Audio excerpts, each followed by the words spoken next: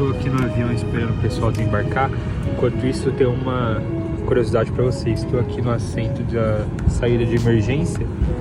Se vocês verem, isso aqui não roda para cá, nenhum deles. E todas as outras poltronas rodam, sabe por quê? Isso aqui só roda para cá.